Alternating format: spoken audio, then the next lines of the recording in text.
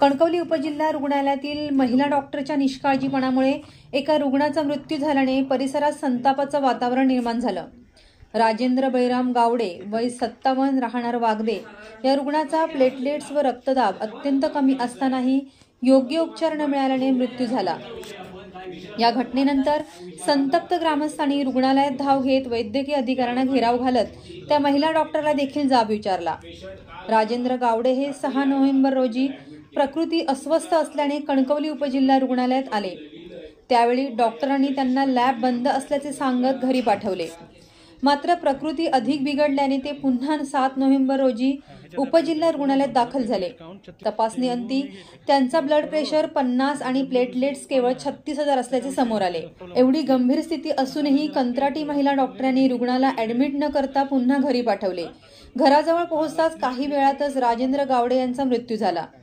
या घटनेदरम्यान वागदे गावातील नागरिकांनी मोठ्या संख्येने रुग्णालयात धाव घेत संताप व्यक्त केला।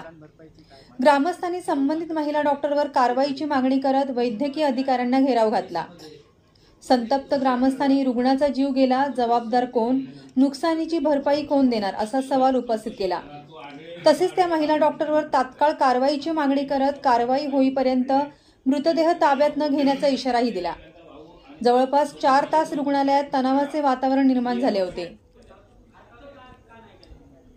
या घटनेची माहिती मिळताच जिल्हा शल्यचिकित्सक डॉक्टर श्रीपाद पाटील आणि निवासी वैद्यकीय अधिकारी डॉक्टर सुबोध इंगळे कणकवली उपजिल्हा रुग्णालयात दाखल झाले। त्यांनी ग्रामस्थ व मृत व्यक्तींच्या कुटुंबियांशी चर्चा केली। यावेळी जिल्हा शल्यचिकित्सक डॉक्टर पाटील यांनी ग्रामस्थांना आश्वासन दिले की या घटनेचा सविस्तर अहवाल शासनाकडे पाठवून मृत व्यक्तीच्या कुटुंबियांना नुकसान भरपाई व शासकीय नोकरीसाठी शिफारस केली जाईल। त्यानंतर ग्रामस्थांनी मृतदेह ताब्यात घेतला।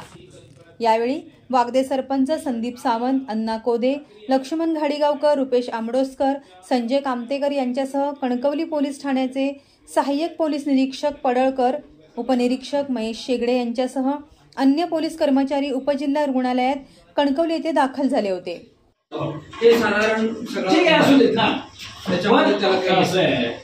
आता तो मागचं सोडूया, विषय असा झाला आता इंग्रज साहेबांनी सगळं सांगितलं। या लोकांनी कोणतीही कल्पना दिली नाही ना। पेशंट काल आला, रात्री आला तरी त्याला ऍडमिट केलं नाही।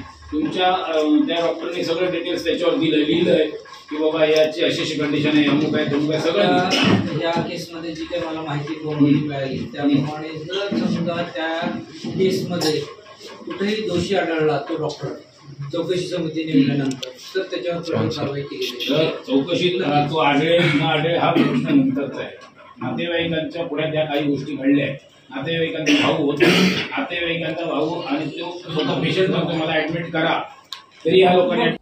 Viraj Gosavi, Maharashtra live news, Sindhudurg.